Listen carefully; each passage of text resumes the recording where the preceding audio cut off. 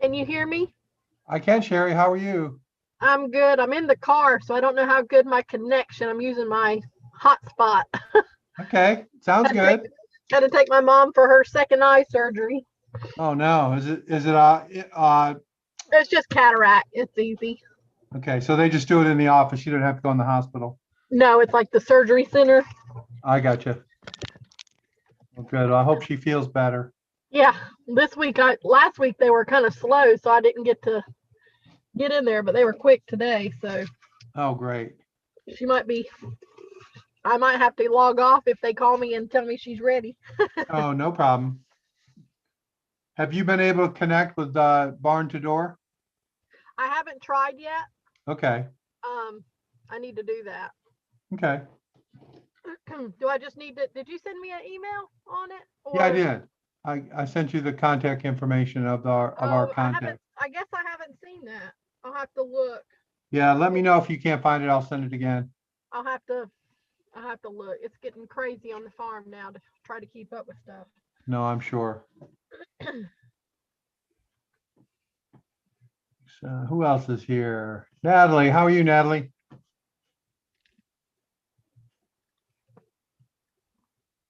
All right, well, I'm she's there. here. Oh, Oh, I was trying okay. to unmute. I know it's the buzzword of 2021. You're muted. You're muted. Yeah, it's like, can you hear me now? But now Yeah, it's you're muted.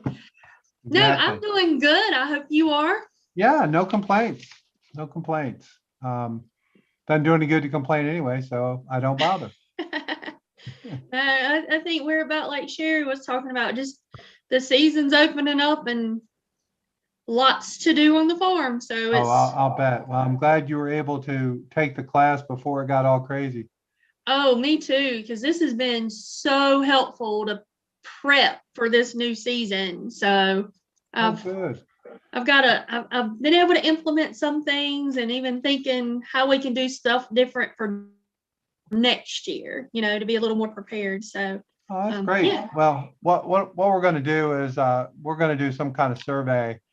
So you can praise us in the survey, and I'll use it shamelessly to promote us ourselves. Will do. Oh, it's awfully nice of you. We're on a 1-year grant, so we have to figure out a way to convince them to give us more time. So that's coming up on my schedule here in the next couple months. Well, I think it's been super helpful. Good. I'm glad. And if nothing else, just the confirmation of what we're thinking we're doing is right. I mean, Yeah. it's been really good. So, Well, it's building a community of like-minded people who are in similar places and can relate. And in some cases, you can reach out to the other folks in the class, or these different guest speakers are also wide open. You can get in the mentors, of course. We're trying to build a place where you can have this all the time, not just during the class, but always, right. and build that over time.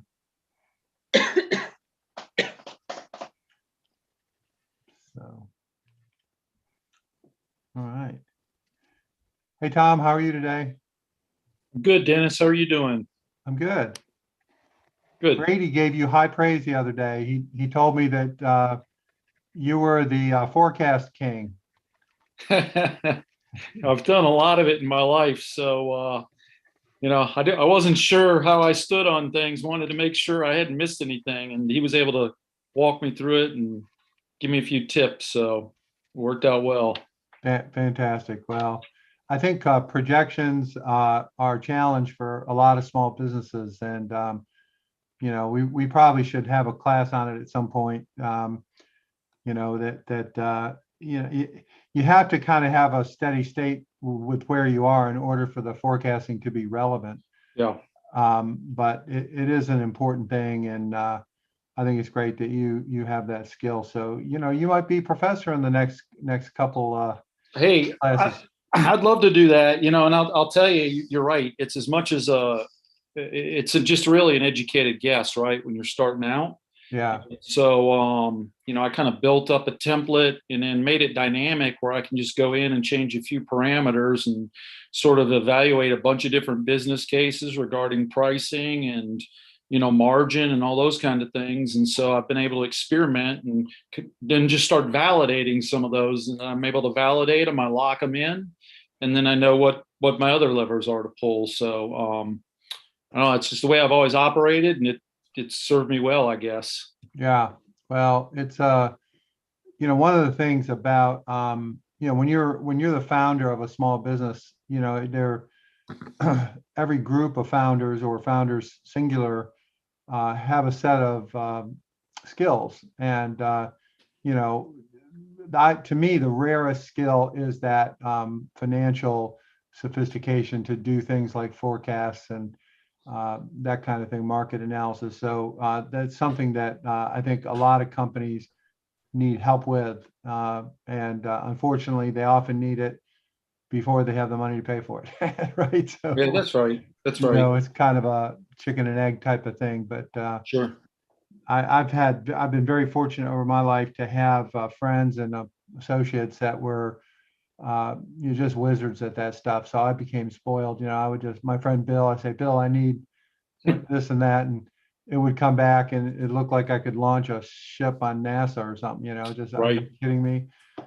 So I appreciate it and understand how unable I am to do it. Well, I appreciate that feedback. That means a lot. Oh, no problem. No problem at all. Well, I'm hoping our guest successfully logs in. We sometimes have problems with that. So I'm going to reach out to him. So just excuse me for a second. Sure. Make sure he's.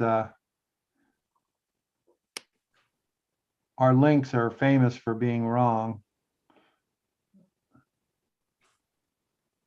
Hey, morning, guys. How you doing today? Hey, Zach. Hey, Zach. Looks like you're wearing a flannel shirt, man. What's the weather like where you are? John. Cool and rainy. Are you able to log in? Wow. Yeah. The creek's up. That's weird. Wow. Yeah. It's almost humid here in Greenville. Oh, okay. Well, let me let you go and do your thing. Holy cow. That's a little warm. Yeah, especially if you're not used to it. My goodness. It'll get you sweating. Yeah, we've got a bunch of plants and flats out here, and I keep bringing them in at night just because it's getting too cold. But well, it's supposed to freeze tomorrow night. Yeah, so that's it's gonna right. mess it. Strawberry plants have all kinds of blooms on them, and you don't want frost on the blooms. So my husband will be up all night watering, so they'll save the blooms. When's your normal last frost date down there? Usually they say March 15th, but that is not the case. That is an average. Yeah. Yeah. 2 weeks different though. That's tough. Yeah. Gee. Okay, here comes our guest, John. So hopefully he's in. We'll let him go through the rigmarole. Hi, John. Are you here? Yeah, I am. Just all right, give me welcome. 1 second. Yeah, no problem. Give me 1 second. Yeah. Okay. All right. Okay. So everybody, there'll be folks who will continue to come in. So I'm going to pay attention to that. Hopefully I'll let them in. So I want to introduce everyone to one of my oldest friends, John Carr. We actually went to JMU together when it was called Madison College. That's how old we are. And John has had a very successful career in marketing and marketing research and all kinds of stuff. And he works with some of the biggest brands in the world. He works with GSK, and he's worked with Toyota and on and on. I won't steal his thunder, but I want to tell you that John is a real person. He doesn't bullshit. He tells you what he thinks, and he has forgotten more than I know on marketing and all this kind of stuff. So you know, I'm going to introduce you to my friend John Carr, who literally is on a mountaintop. He lives on a mountaintop. I'm not making that up. In Virginia, and every once in a while I get a hold of him. He throws lightning bolts down at me, so it's always good. So John, welcome. Thanks very much. I hope everybody's doing well. I was just looking up, if you give me 1 minute, I was looking up something that I talked to one of my really good friends who is probably one of the foremost experts in the country in electronic commerce yesterday. And he said, just give me 1 second here. Yeah, he suggested, so here's a question for the group. How many of you have read the book, The $1 Billion Brand Club? Signified by raising hand or not. You might want to get it. It is a really, really good take on electronic commerce and how it works. And it's one of the, he says it's a must read if you're going to be developing your businesses in that direction. And so I thought I'd just offer that as a beginning for you guys. Dennis, what would you like for me to do? I can give them a bit of a background on, you know, my business and what we've been through, and then I've got a couple of questions for the group. We can just go around the horn. Does that sound all right? Yeah, that sounds good. But you know, give them a little bit about your background as well, not just the business. Well, I'm kind of a junkyard dog, guys. I mean, you know, I was in the advertising agency business from the time I left college until about 1993 or 4, when I got completely burned out. And I was in a job, I'd been in a job for 4 years running a $300 million worth of business for an ad agency in Atlanta, Georgia, and traveling all over the country and the world all the time. I literally left my house. I remember this. I left my house and I was gone for almost 45 days. So much so that the mail, the guy just stopped delivering the mail because he thought I'd died or something like that. And I finally came back.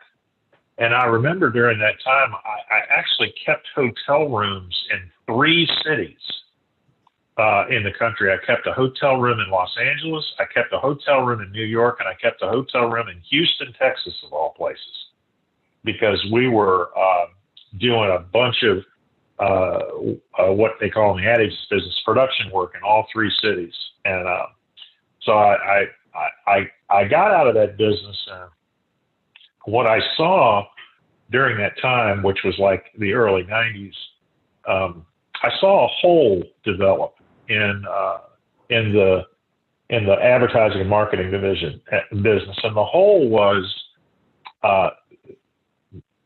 the way technology developed and the way those businesses orchestrated themselves had become more about producing executional things and less about thought and strategy. And so the art of building messaging strategies and messages had kind of gone by the wayside. And so I started a company called Brainsurgery. And Brainsurgery was designed to be initially a better mousetrap for helping companies build their messages. You know, what do they want to say to people? And we discovered very early on that we had to also build a better mousetrap to understand customers. Because how many of you all deal with some form of customer? Everybody, pretty much? Yeah. Yeah. Okay. So we began to investigate the psychological community for clues as to how to understand what was in the mind of customers on a mass basis. And what we landed on was a whole bunch of learnings that have now been popularized by a guy named Daniel Kahneman. How many know who Daniel Kahneman is? Anybody? Well, Daniel Kahneman is one of the foremost experts in neuroscience. and he and Amos Tversky won a Nobel Prize in 2003 in economics for a thing they called reference point theory. Well, reference point theory says that we all have different reference points. So, you know, Dennis over there, if Dennis over there has, you know, $25 million in the bank, and old John Carr here has $10 in the bank, Dennis and John look at the world totally differently. We process information differently. We think differently.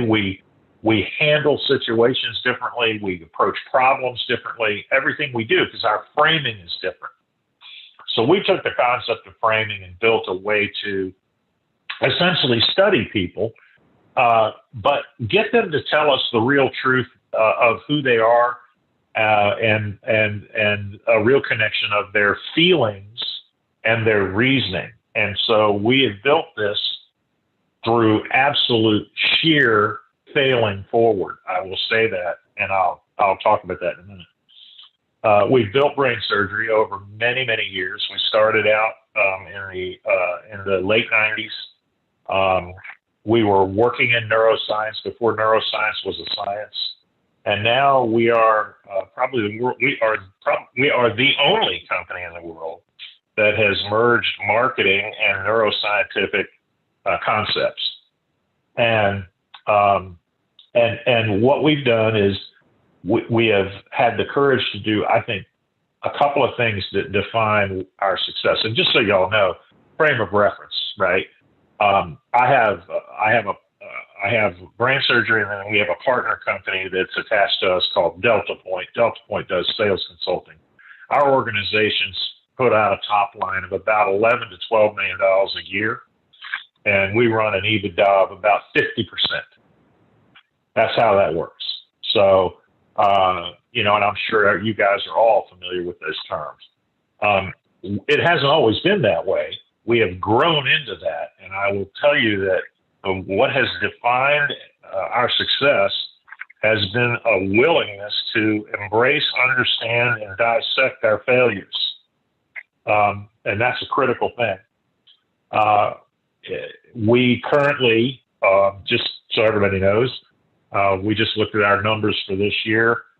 This year, we are at 71% of our entire year projection as I sit here talking to you on March 31st.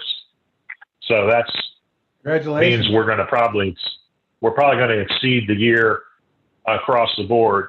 And our partner Delta Point is at 64% of their entire year projection as we sit here today. So, the formula has proven to be really successful.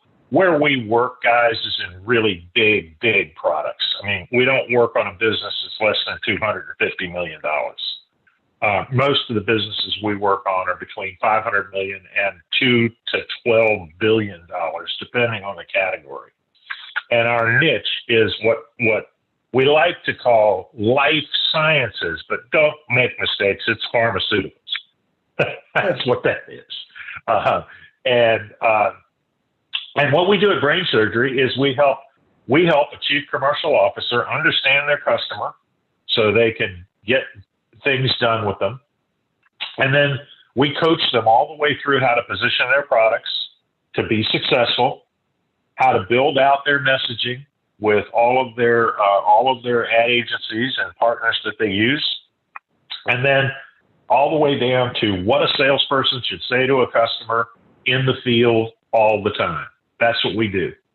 We're the only company in the world that does it. We offer a full continuum for that, and it gets tremendous results. Our smallest result has been a 24% increase in sales volume at the beginning of the second quarter of execution after our program's been put in place. Our largest result has been a 171% increase in the first quarter, and that was for a smaller business. That business was closer to the 200 million level versus the 500 million to billion level. And what we've been able to do has been fairly unique to our category or our business or our clients. I like to think that we're in the business of influencing what people say, and if we can make the world a better place because we've aligned customers with the companies that are calling upon them and trying to get them to buy their products, then we've done a great job, and we've transferred energy that's positive through a lot of people. We probably in any year influence well over 10,000 sales reps on an annual basis based on what we produce and how we help them.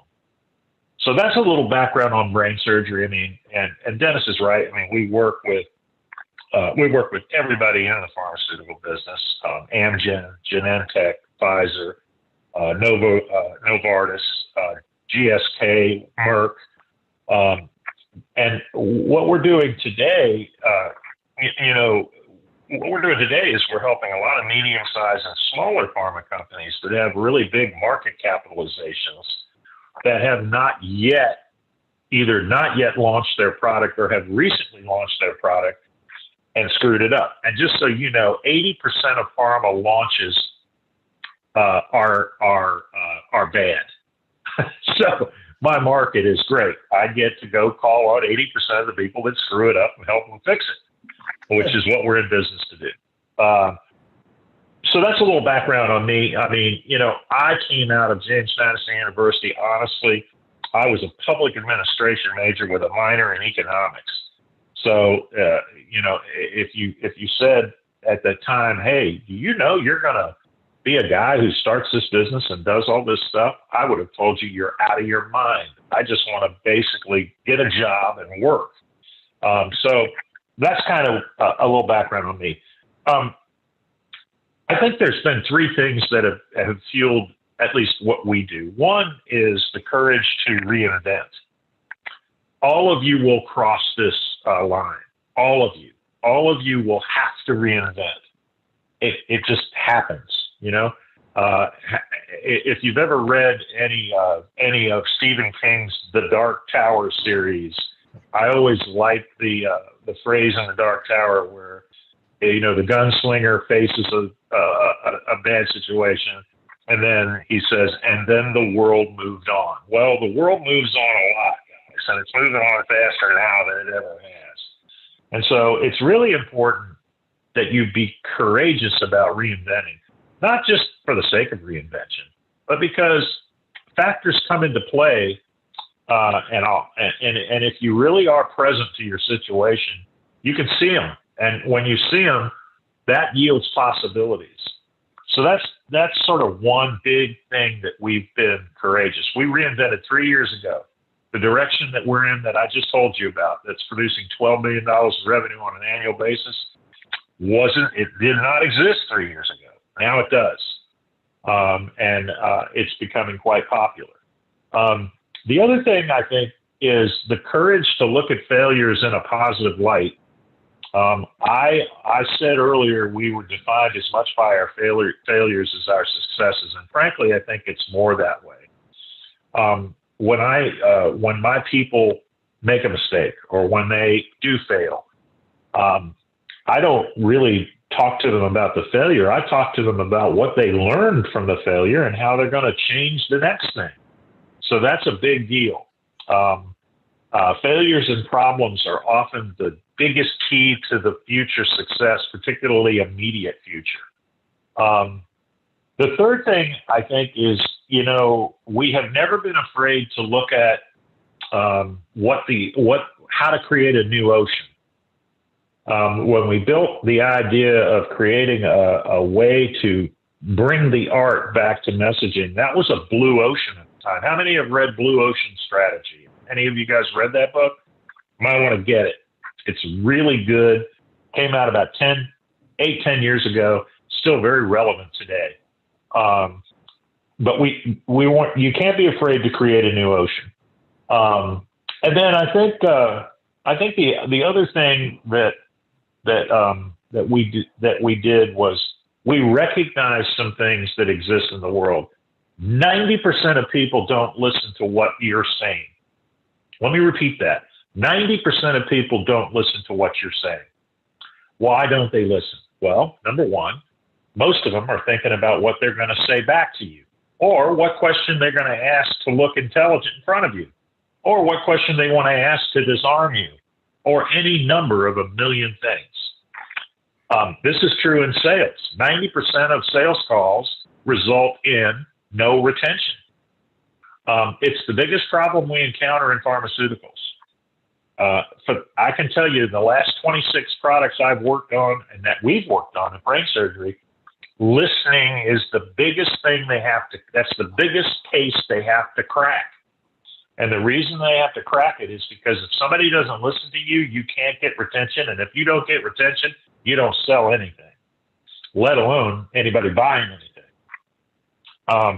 And so, and one of the things that's become apparent, particularly in the e-commerce world, is there's a cost that you have to be willing to ante up to get that listing. People don't just give you their listing easily anymore.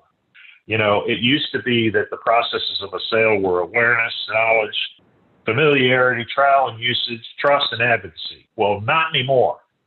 Right between awareness and knowledge comes interest. You have to be interesting, and people have to understand that you are interesting, and they have to be interested. So those are some things that have driven our success. What I wanted to do was ask the group, what does success look like for each of you? And anybody can start. So, Yeah, I mean, Tom, what why does don't that you look start, like? Tom can go first. If you can You might want to unmute yourself there, brother. Sorry about that. Well, for me, I mean, I've just kind of launched my product in fourth quarter. And so, success for me right now is really about trying to get some accounts where I'm starting to build some momentum, where this thing looks like it's really going to be a viable business for me. And then make a decision on what do I do. If it doesn't look like it's going to be, I maybe have to pivot or, make a change in what I'm doing. And so I think there's short term right now of what success looks like. Long-term success is that, I've got so many people coming to me trying to develop new products and launch them that I have to turn people away. And so, there's sort of the grand vision, and then there's some short-term goals in there. Tom, what does life success mean to you? What's it look like? What does success in life look like for you? So it's interesting that you say that because, I quit a very good corporate job last July to do what I'm doing right now. And I love what I'm doing right now. And so from a success perspective in life, I'll be quite honest, my father was very sick. He just passed away a few weeks ago, but I was able to spend time with him. I was able to spend time with my family. I've been able to coach other people. And so that kind of having the freedom to be able to operate where I want to, when I need to, that's really, that's success. And I'm living that right now from that perspective. Fantastic. Oh, that's fantastic, man. Yeah. Sorry about your awesome. dad, Tom. I didn't know that. That's I appreciate that. I'm really sorry to hear that. I'm right there with you. I lost my father when I was 10 years old, so I kind of know what that is. And so my heart goes out to you. Well, thank you. Anybody else? Karen, how about you?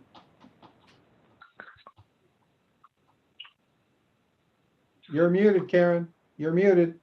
Unmute yourself, Karen. Yeah, there we go.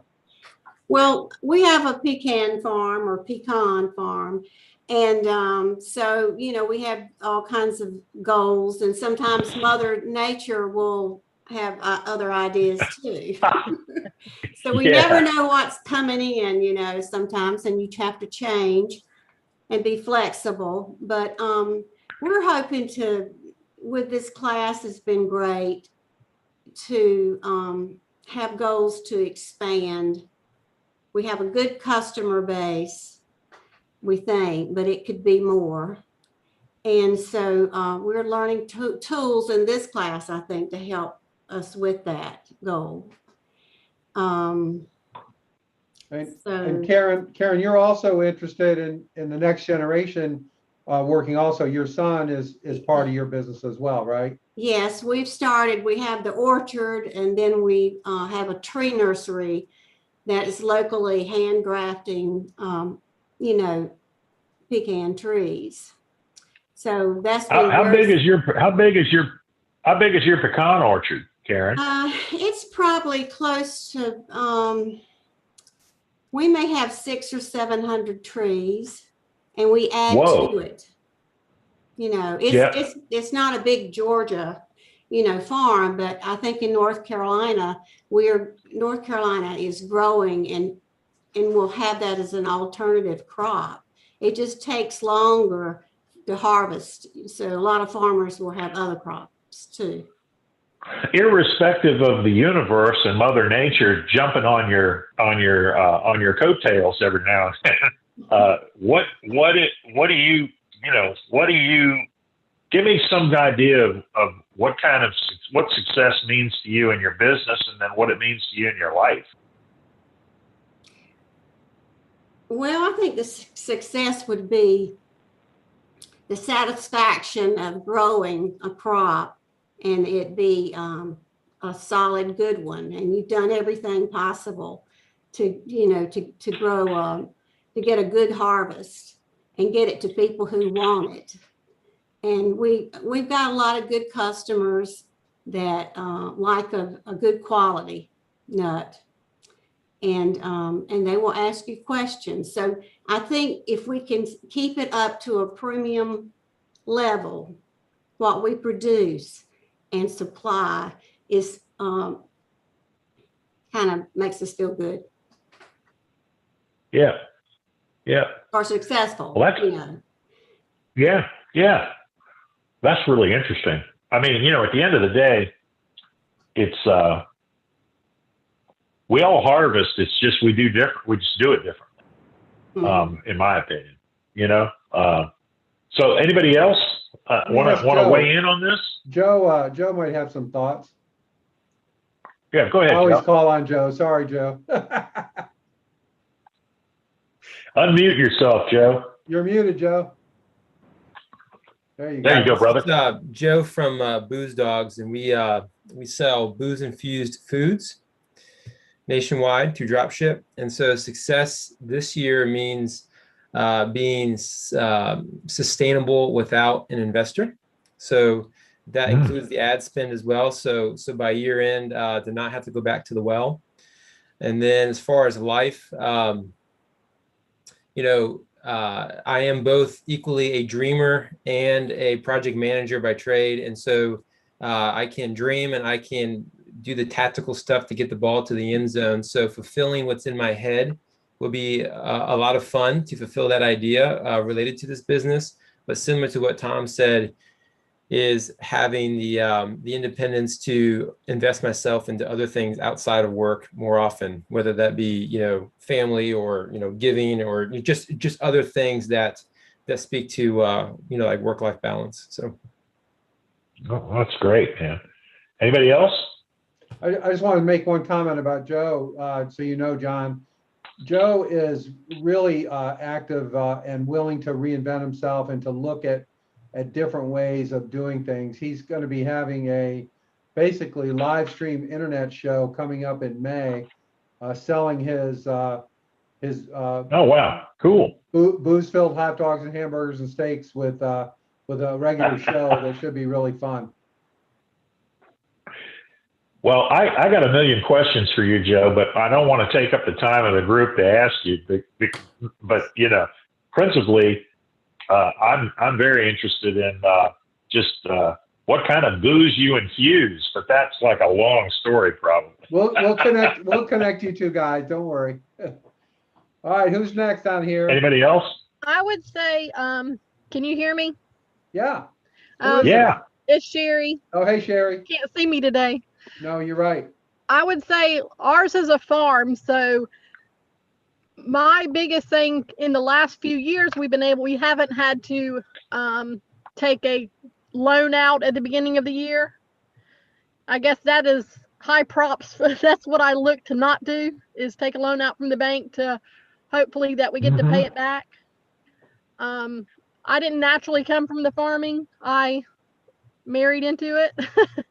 And then I was I did residential design for almost 20 years. And when the market Oh, went Lord. in 2010, I started working on the farm. And then me and my husband took over the farm in 2014. But Wow. I do enjoy the farming aspect, but it's a whole different thing from going to designing homes to running a business. Absolutely. Having to be the accountant, the project manager, the everything that's where I'm like the marketer, and anything with computers my husband thinks I can do because I drew on them, but that's not the fact. So in here, that's what I'm kind of learning, how to do everything. And my biggest point is when people ask you, how's it going through the year? I usually tell them I won't know till the end of the year. That's my biggest struggle, I guess, to see how we're doing on the farm. Because if you go to the bank, they're going to say, why are y'all doing what you're doing? But we don't, we're farmers, so we don't live above our means. And, a lot like, not like America. A lot of America lives well above their means. And then that's our biggest thing. But we enjoy life. So Sherry also Sherry. makes a pie called Atlantic Beach Pie that is to die for, John. I'll warn you. Sherry, where is your farm? Are you down near the coast, or are you up near the mountains? We are in Newport on Atlantic Beach, about 15 minutes away from the beach. Yeah, boy. We have tourists too, so that comes in. I bet you do. A lot of our customers come from when they're coming down to their homes in Raleigh. We have a lot of tourists, and then locals too. Yeah. So anybody else want to weigh in on this, and then I'm gonna move on to it. Zach will be good. Ahead, He's Zach. got some good stuff going on. There he is. Yeah. My name's Zach. I'm with Asheville Chocolate up in downtown Asheville. My wife and I run it and have about 8 employees now and steady growing. I would say for us, success looks like, just kind of building this beautiful, fun thing that we get to make tasty things and make people happy and, kind of have a good time doing it and getting to know more people in town and invest in the community and getting people good jobs. And that's sort of just building the whole thing and making, making the world a little bit better. It's kind of our MO, and, taking care of yourself. But yeah, that's it. Not out to get crazy rich, but do well and be good by the people we're around. It's kind of us. Where are you guys? Zach, are you guys right in town? Yes, sir. Yeah, we're 25 Broadway Street, so we're Oh yeah, okay. Right out Advanced Money right there. Yeah. But Zach wears a winter hat. He just took it off because he's meeting someone new. Otherwise, he'd have his hat on. Trust me. And it has hides my haircut that I need too. Well, normally, I wear all kinds of hats every day, but lately, when I do these calls, I kind of take it off, and so everybody can recognize that I am rapidly losing my hair, which is a whole nother matter. Well, guys, I was prepared to talk about a couple of things in addition to this, and thank you all, everybody, for sharing. Does anybody else want to share before we Wayne, move why don't on? you speak up? Wayne Boswell. Yeah, there he is. Hey, so there you go. I'm Wayne Boswell with Joyfield Foods, and we make snack foods that are mainly nut-based, like maple glazed pecans, sea salt and peppercorn cashews, those kind of things. But our company was originally started as a nonprofit to help support a children's home that was in Bolivia, South America. And so we had to shut that home down. So I've been volunteering with it. I took over, and I'm a for-profit now, but we still give to charities. So success for me is kind of a couple of different things. One, I was in pharmaceuticals for 17 years. And so I kind of got burned out with that. I was in manufacturing. And so driving back and forth to Durham from Goldsboro, dealing with all that traffic, that stuff. So last March was when I took over. So it's been successful for me to take that stress off of me. Spend a little more time with my kids now that I'm around home a little more. Business wise, that first year, I didn't have to borrow money and stuff. We're made enough money to pay bills standpoint. Going forward, I'm hoping to, next 3 to 5 years to be able to get back to making something with a home here. And hopefully, I know if I'm making that, I'm able to give more back to some of our charities locally here, which is a big reason why I want to do this too. So that's how I see success, and hopefully we get there. Well, all of you have an interesting thing in common. So far, does anybody know what that is? I mean, you do have an interesting thing in common, and I just wondered we all if struggle. anybody. They all have nuts in their business. Living through the struggle. They all have nuts in their business. No. I will tell you, you guys you're making choices that are good for you and others around you. All of you mentioned that you were doing something for the rest of the world, that you believe in what you're doing is helping others. And, that's, and Deepak Chopra would tell you that's the definition of karma, which is you are using your choices. And Wayne, you just said it. I mean, you made a pretty big choice. You bounced out of an industry and you went into this business. Zach, you're doing the same thing. Tom, you're doing the same thing. Karen, you're doing it from your perspective with your pecan farm, and Sherry, you're doing it from your perspective, and Joe, you're doing it from your perspective. All of you guys are I believe that success is born out of helping other people, and if you help other people, everything else takes care of itself. I mean, it really does. And that's what we've done with our business. We've structured it. My famous line, is when somebody comes to me and they're questioning themselves and they're questioning all these things, and their business is complicated and la-di-da. I just say, look, man, I just want to help you. That's all. Just let me help you. And, my promise to you is that it will be helpful at the end of the day. But I can't tell you how many times I just say, we just want to help you out. And I think that's a great thing. I was going to say, you all also, I read a book every day. I read a chapter in it every day. It's called The 7 Spiritual Laws of Success. And you can read the whole thing in an hour. That's how thick it is. And it's little. And, my wife gave it to me about probably 5-6 years ago. And I read a chapter every day. I start on Monday with the first one, and I end on Sunday with the 7th one. So it's kind of odd that it's 7 days. But one of the things that he says is success in life can be defined as the continued expansion of happiness and the progressive realization of worthy goals. And, that's an important thing because, if you, and it's a broad definition, but it fits every single one of you guys. And that's why I asked you that question. Because my business partner, Jerry Acuff, who has written 4 best-selling books and is one of the top 3 sales consultants in the entire world, voted last year. He would tell you that one of the biggest problems he runs into when he talks to people is they don't understand what success looks like. They can't picture it in their mind.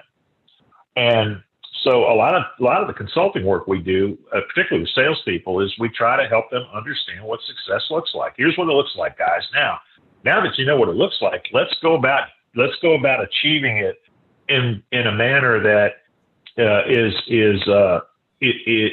fundamental.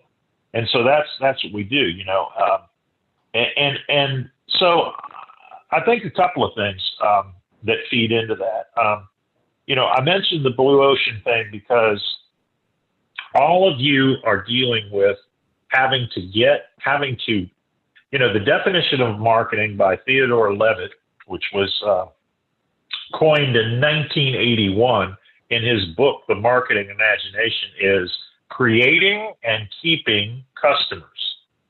So all of you are in this role of creating and then keeping customers.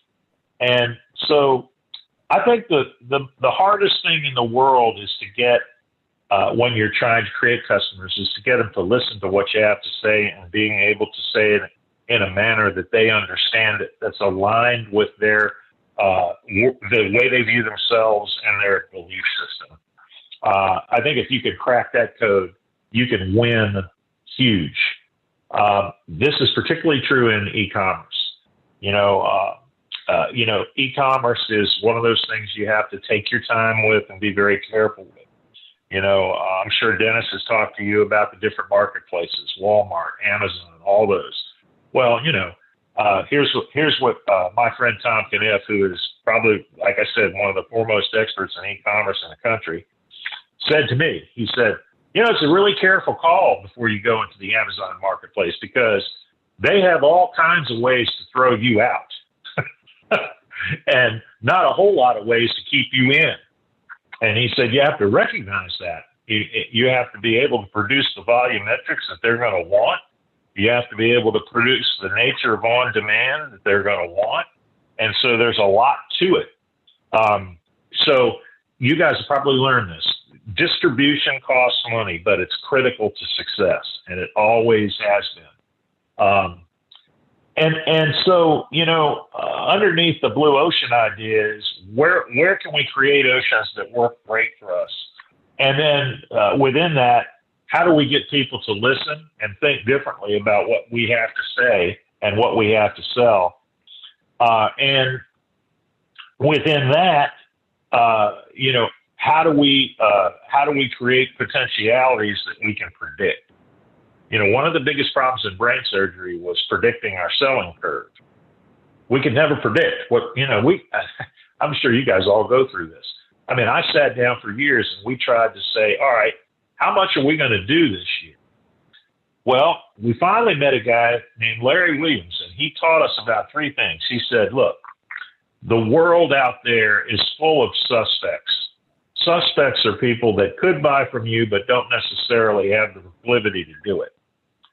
He said, what you want to do is glean that down to what we call prospects. Prospects are people who are teed up, have the need, you've identified the need, they want to buy from you, and therefore you can create the quote RFP with them to buy from you and buy your services. So here's what we did. We embarked on a journey of, one, getting a good list of suspects, of which there are probably 1,000 on our list. Two, working the formula. We know that if we call X amount of suspects, about 50% of them are going to turn into prospects. Okay? We know that now. We've had 5 years of doing this. We got a lot of, quote, data on this. So we know that happens. And then out of that, we close, and this is brain surgery, we close 70% of those prospects. So my sales and marketing people have to make X amount of calls on suspects to get X amount of prospects, and that then yields 70% of them become customers. So if we want 31 customers a year that are all worth, between $250,000 and $550,000 to us, well, then we have to have X amount of prospects in the funnel, and we have to always be working X amount of suspects. Volumetrics are important to any business, and if you guys can work a formula out for yourselves, it just helps a lot. This is true both in the direct-to-consumer world as much as it is in the business-to-business world, and we're in the business-to-business world. There are three other things that I think have been really important to our success. You know, one is the value of being present. How many people, you know, hand raise or nod or, you know, whatever, throw something at your screen. How many people understand what being present is? Have you read a lot about that, guys? I like presence. Does that count? I like presence too, but being present is being able to shut out all things that are in your mind and literally being right here, right now, with nothing going on but what the transaction we're doing is. It's very hard to do. I taught a class at this 2 years ago with 12 engineering students at James Madison University. And I spent a whole semester teaching them nothing but techniques on how to be present. And you want to know what happened? They were all struggling students. One, because they were all rugby players, and that's just a whole nother story. But they were all, I would say, C-level students, not A or B-level students. So the next semester, I asked them, I said, go use these techniques and come back and report. And I also called their professors to get their report on what happened. Every single one of them went from a C-level performance to a B plus A level performance the next semester when they practiced these techniques. Every single one of them. Their average test scores went up by 35%. Think about that. That's a big number. So presence is a huge thing because it allows you to recognize possibilities and opportunities that you just would not see otherwise. And that's and it also brings up choice points. So, you know, and all you guys probably run into this. You know, a lot of our choices we make unconsciously, but if we can turn them into consciousness, and we can then make choices because we see the advent coming at us, you can improve the performance of your business and your own performance by as much as 40% compared to another person. So present, you know, at Brainsurgery, we work with everybody in our company on that. We work with them hard, and we teach them how to be present. It is a fact that most of the time we spend in our brains thinking about the past or the future. But it's a scientific fact, and this has been proven by my neuroscience community or our neuroscience community, that when you think about the past, you actually don't think about what really happened. Your brain has already distorted what happened based on how it made you feel. And so you never can really remember the exact things and the little details that went on. You remember how it felt to go through that experience.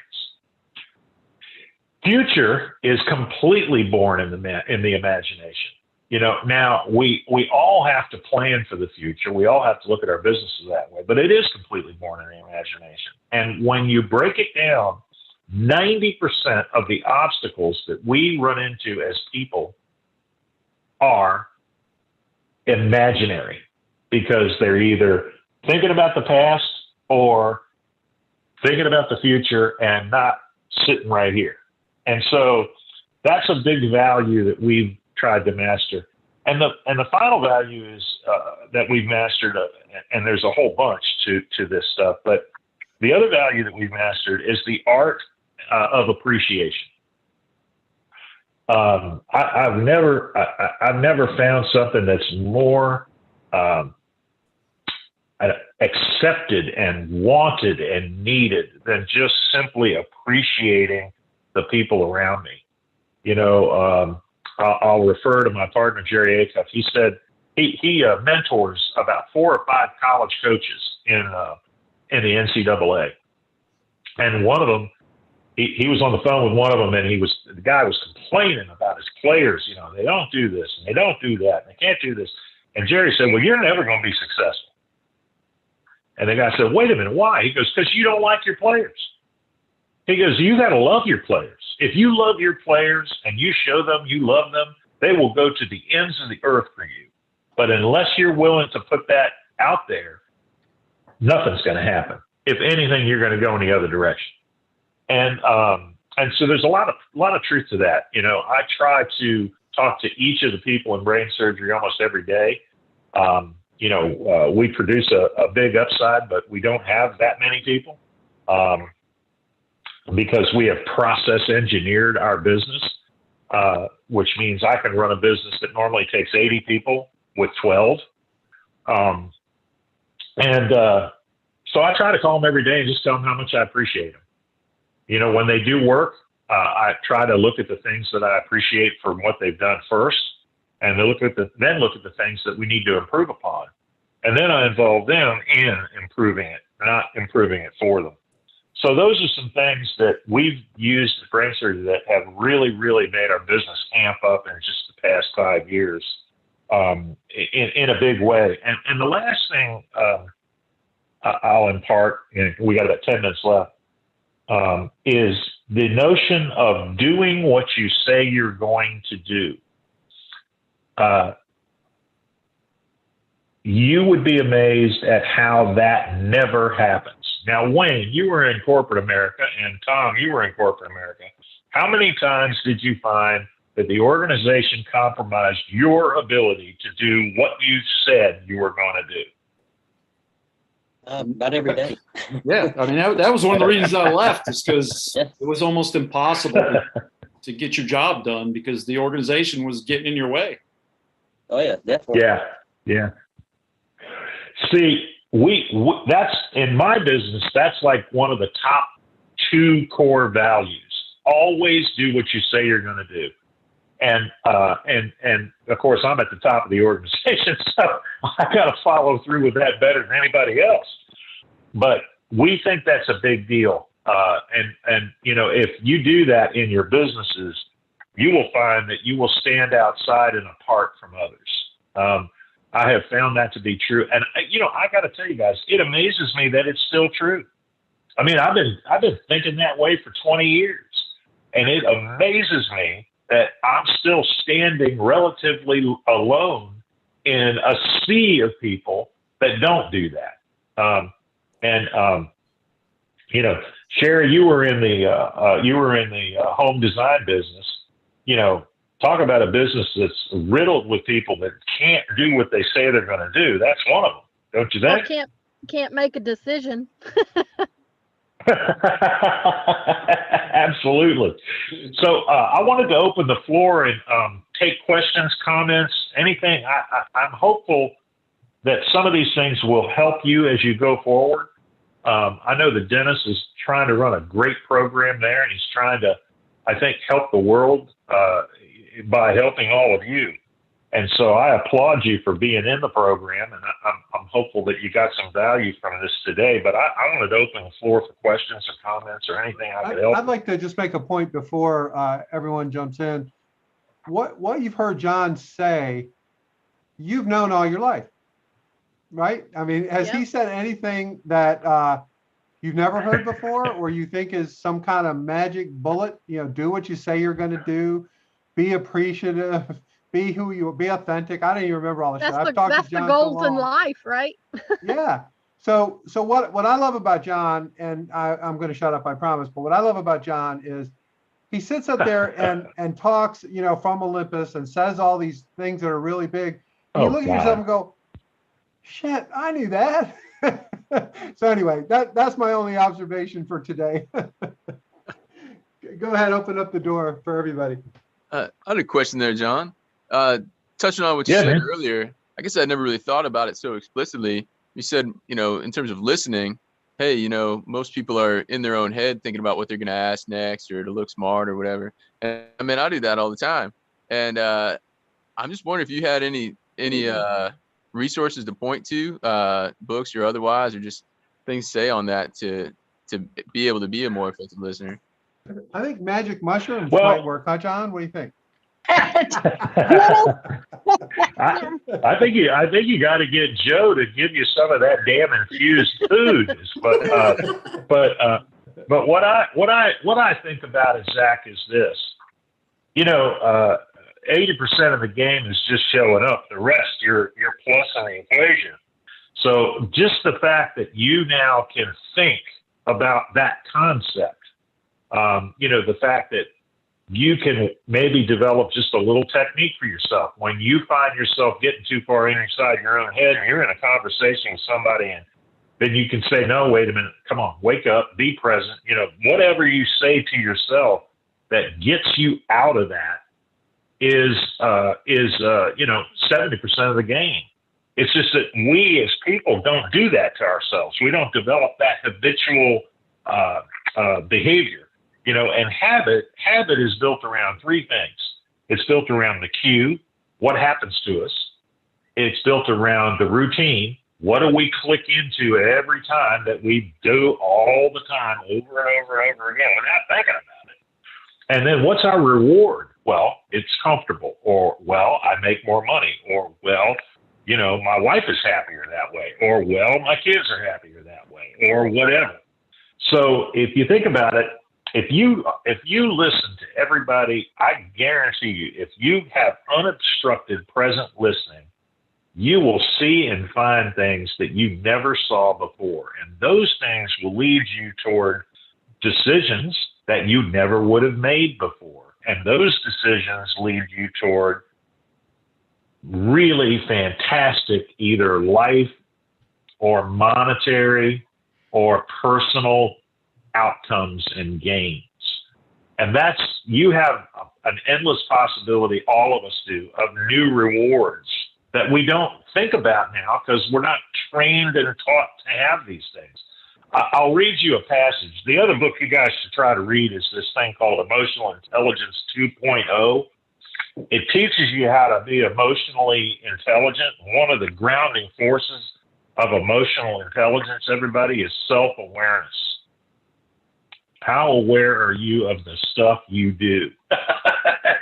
the stuff inside, exactly, you said it. How aware are you of what's inside your head? And what are you going to do about it? And how can you quiet the mind and also unleash it when it's time to unleash it? I'll read you a quote from this book. People with the highest levels of IQ, intelligence, outperform those with average IQs just 20% of the time. Just 20% of the time. While people with average IQs outperform those with high IQs 70% of the time. So what does that say? What it says is that, and this is based on, if you can improve your emotional intelligence just by thinking about being in touch with your emotion, you can become one of those people all the time, every time. And so, it's a really motivational thing that pays off almost immediately for you in your life and in your work and in your relationships. And relationships are super important in business, guys. I mean, Karen, how many relationships do you have to make the farm really productive? Quite a few, I would imagine. Karen, okay, there's two Karens here, I thought. Oh, I'm sorry. Karen Haycock, sorry about that. That's okay, maybe she's not here. I was thinking about what you were saying, and really, if you do listen to your customers, it's amazing. You establish a relationship.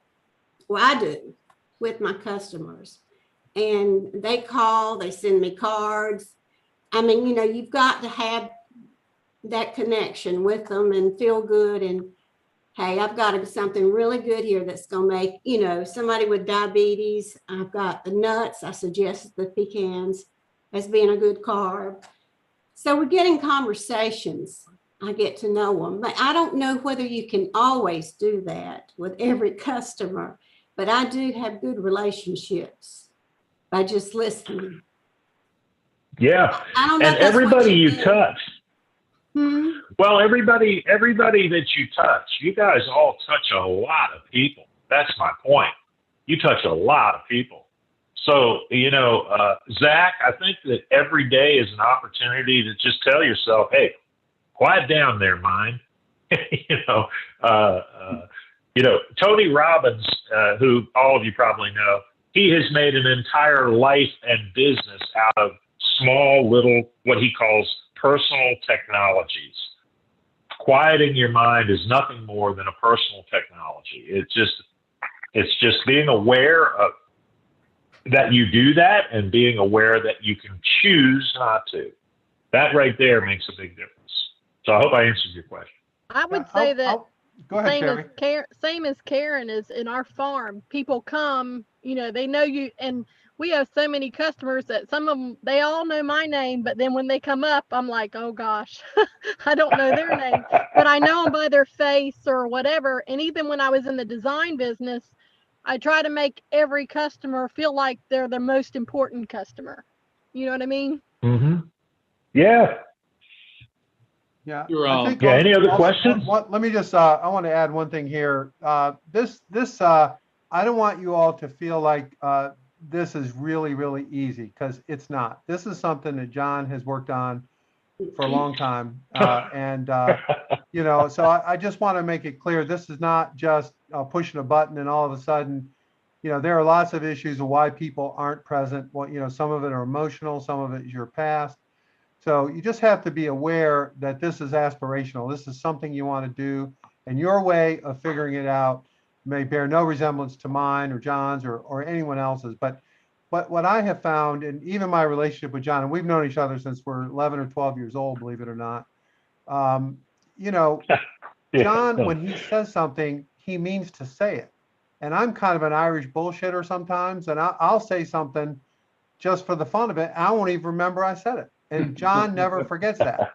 So that embarrasses the shit out of me. And I go, well, I better get tight here, because this guy is actually listening. I was so used to people not listening, I guess, that I just said whatever the hell I wanted, and the only people that ever respond were people who are smart like John and actually paid attention. So that was my way of culling the herd when I was a kid. If they listened, then I would engage with them. If they didn't listen, I just ignored them. So anyway, I just want to make that point about this journey. Yeah, to comment on your emotional intelligence comment there. So I was reading a book a couple of weeks ago about negotiation, and it was a salesman who'd written this book, and his example was how, again, he needed to be aware of sort of that emotional intelligence. And he said one year his boss called him in August and said, why is it that every year your margin, the margins on our product are about 9% through August, and as soon as you hit your quota, all of a sudden margins are going up to 20%. And the guy did a lot of self-reflection, and he realized, like, until he hit that quota, he felt like this desperation of closing the deal. And so what was happening was emotions were taking over. And in reality, if he would have realized that and taken more time, he was able to sort of command higher margins because he was willing to be more patient with the customer. Or on the flip side, when he was negotiating purchasing of supplies for their product and that type of thing. And so it really can mean a lot to not only those relationships, but to the bottom line. It's really difficult for me to be able to try to identify that and then manage those emotions, but super critical, I think. Well, Joe, Tom, you're bringing up a really important point, I think, and I'll say it this way. My business partner, Steve Blazing, he's been with me for years. I mean, we've been business partners since, I think, 1999. And we've seen a lot of movies, and we've been through a lot of blood and guts, and we yelled at each other and, done it all. But what he taught me early on was he said, you can never rush a sale. He said, the best thing you can do is the exact opposite of what your emotion is telling you to do. And that is look relaxed, look calm, be calming, listen a lot, ask a lot of questions, and don't ever push it. And I tell you, it's the best damn advice I've ever gotten. Really is. It ranks up there with some of the highest, best advice I've ever gotten, really. Because a lot of times, that's what we do, Tom. You said it. It's like, you get nervous.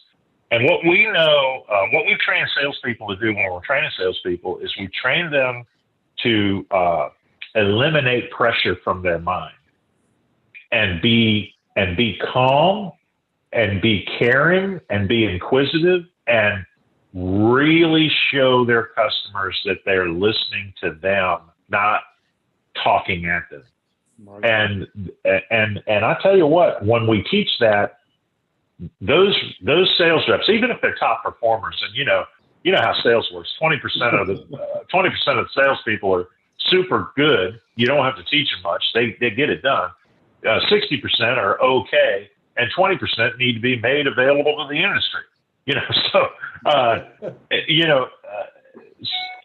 So what we're really always working on is that 60% who are just okay. If we can make another 20% top performers because they're relaxed, they're calm, and they're not pushing it so hard, they win every time. And it's been 100%.